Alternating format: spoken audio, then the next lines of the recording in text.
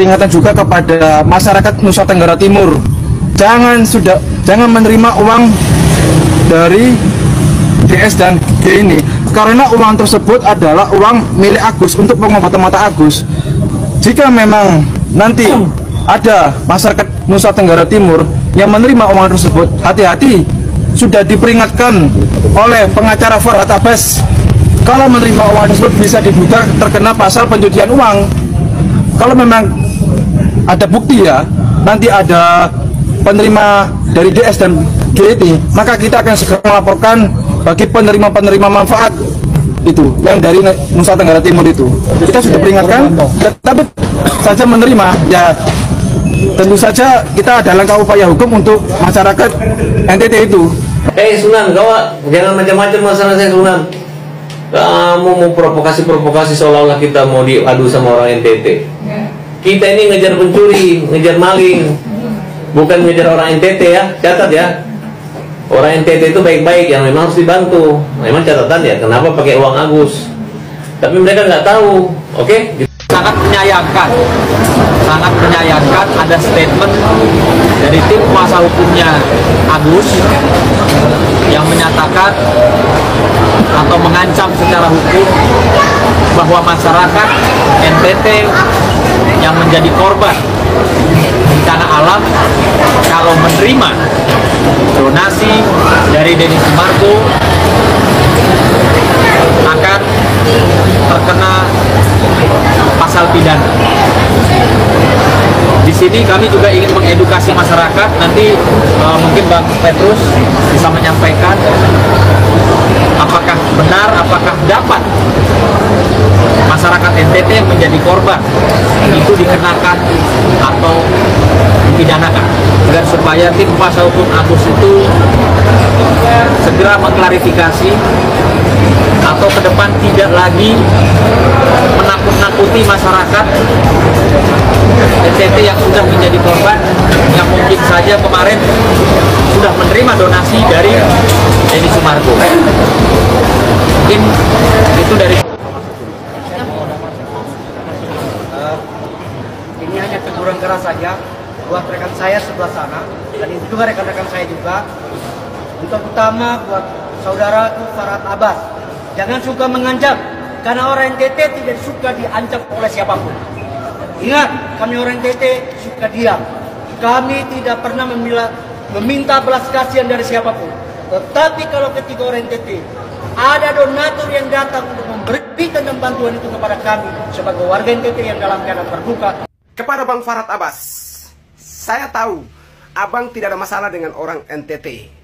Tadi saya sempat singgung di video saya karena ada satu dua komentar yang menurut saya kurang tersentuh saja. Tapi kali ini saya bilang, Bang, saya tahu Abang itu orang baik, orang yang selalu memperhatikan dan ingin membela rakyat kecil yang sementara dijolimi oleh orang-orang tertentu. Tidak hanya itu, Abang pernah membantu orang NTT waktu bencana Seroja. Kami di Jakarta membuat panitia satu hati untuk NTT. Saya sekretaris. Abang itu datang secara langsung di Wisma NTT, lalu mengendorse panitia, sehingga banyak juga bantuan yang masuk, Bang. Sehingga menurut saya Abang itu sudah berjasa buat kami orang NTT. Jadi saya tidak akan lawan Abang. Saya tahu Abang itu membekas di kami, orang baik yang peduli dengan orang NTT. Kami tidak sembarangan melawan orang yang sudah berjasa buat kami orang NTT. Tapi terkhusus dengan Agus Salim, ya, saya akan lawan beliau. Dan beliau harus datang ke Wisma NTT untuk minta maaf kepada rakyat NTT. Itu saja, Bang Farhad Abbas. Alor Boy akan ada di samping Abang, selalu berpihak kepada Abang. Kenapa? Abang selalu memperhatikan dan mengurusi orang-orang susah yang terjolimi oleh persoalan hukum. Lanjutkan Bang Farhad. Bang Farhad orang yang peduli, cinta terhadap rakyat kecil. Lanjutkan, Alor Boy mendukung Abang. Nah, tapi ini perlu saya luruskan juga ya. Saya juga menyesalkan juga bahasa daripada kuasa hukumnya Agus, bahwa kan kita pidanakan siapa yang menerima itu juga nggak pantas ngomong begitu. Ya. Warga setempat itu sudah melihat situasionalnya itu udah kasihan. Mereka tidak ngerti dari mana ini barang-barang. Yang penting ada luaran tangan mereka terima, nggak ada hubungannya. Nah, jadi jangan pula ngomong bahwa akan kita pidanakan warga-warga yang menerima itu juga offside juga, ngomong udah berlebihan. harusnya pakai otak juga kalau ngomong, jadi jangan asal jeplak aja gitu loh. Nggak ada hubungannya itu bahwa bisa rakyat setempat itu pindahkan, nggak ada. Mereka aja perlu dibantu kok, dan mereka tidak mengerti dari mana itu. Yang penting mereka hidup. Harusnya kita prihatin gitu loh, nggak usah melibatkan mereka lagi. Kalau bisa yang lain juga turut membantu. Ya tolong ini koreksi buat namanya siapa, saya kurang hafal, namanya Rivaldi itu siapa tuh yang ngomong tuh. Saya kalau yang benar saya bilang benar, kalau enggak ya enggak gitu loh. Nah itu kira-kira, jadi proses ini berjalan. Saya berharap Kemensos berkoordinasi dengan Polres Timur, karena kemungkinan besar dari pihak Polres Timur akan ada minta Audit. istilahnya audit, dan minta apa yang disampaikan tuh, karena mereka mendengar nih 1 sekian M. Sesuai nggak dengan fakta yang di lapangan yang diterima di posko-posko itu. Jadi jangan main-main loh kita dengan uang ini. Itu gampang sekali diaudit gitu loh. Nah, nanti diaudit kemungkinan akan dipanggil kemungkinan. Ya. Dari Pak Irjen sendiri mungkin apa sih yang diterima kejanggalan-kejanggalan yang donasi itu mungkin? Kakak saya sudah ngomong, saya sudah hitung loh. Saya hitung di tiap-tiap posko berapa kemasan, berapa mie instan, berapa kemasan, berapa kipas angin, berapa kopi, berapa gula. Ya, saya hafal semua loh. Nah, saya hitung semua, saya akumulasikan semuanya. Setara nggak dengan uang yang dikatakan tuh habis 1, sekian M.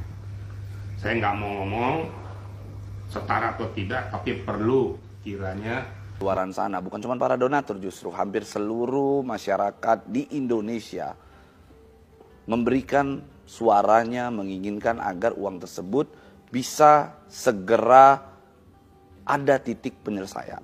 Nah begitu. Bentuk penyelesaiannya sebenarnya kan cuma 2 sekarang yang yang bisa kita lihat gitu ya. Yang pertama tentunya kalau dari pihak Agus sendiri menginginkan agar uang itu diserahkan kepada dia. Dan itu bertentangan dengan keinginan yayasan, karena yayasan tidak ingin uang itu bulat-bulat diserahkan begitu saja, kan begitu.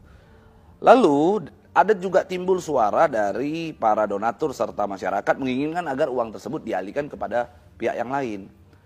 Nah, justru saat ini dengan uang tersebut dialihkan ke NTT itu merupakan keinginan daripada begitu banyak masyarakat, begitu banyak netizen, begitu banyak donatur gitu ya, hampir sebagian besar donatur menginginkan uang tersebut dialihkan kepada penerima manfaat lain, yaitu di NTT saat ini dilakukan oleh Densu.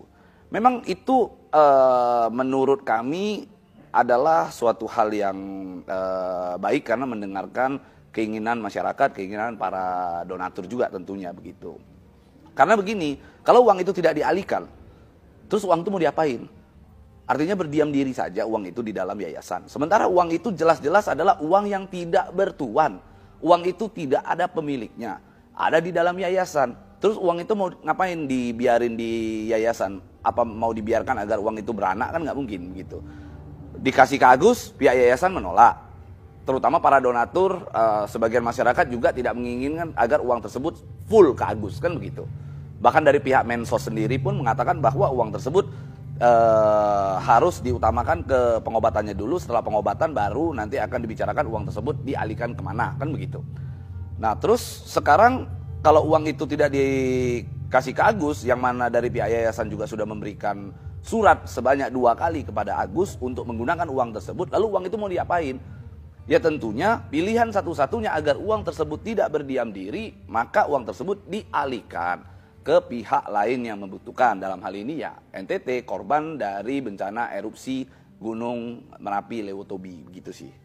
Agus Salim mau penjarakan 10.000 warga NTT yang terima bantuan dari uang donasi miliknya. Agus Salim melalui kuasa hukumnya, Rizaldi Hendriawan mengancam akan mengambil tindakan hukum terhadap 10.000 warga Nusa Tenggara Timur yang menerima bantuan dari Denny Sumargo bersama Yayasan Rumah Peduli Kemanusiaan. Bantuan untuk warga NTT tersebut salah satunya berasal dari uang donasi 1,3 miliar rupiah yang seharusnya. Nih ya, untuk pengacara si Agus, Rizal Hendriawan, ya. Dasar hukum mana ya untuk kelayanan lo ya Agus? Dasar hukum mana bisa mau memenjarakan yang kena bencana di NTT gara-gara uang 1,3. Dasar hukum mana kau buat LP di kepolisian itu? Ya, wih, Rizal Hendriawan, dasar hukum mana, bro? Ya, dasar hukum mana kau bisa ngomong kayak gitu? Lu kan fakultas hukum, atau jangan-jangan lu nggak ngerti gitu? Kuliah mungkin kurasa cabut gitu loh, ke kantin atau enggak ke rental PS ya gitu ya. Aduh, boy. Aduh, kamu nggak ngerti kok memang itu. Itu donasi Rizal Hendriawan. Lu kan pengacara si Agus nih. Gue pengen jumpa nih dosen lu. Jangan-jangan lu nyogok lagi nih uang skripsi lu ya.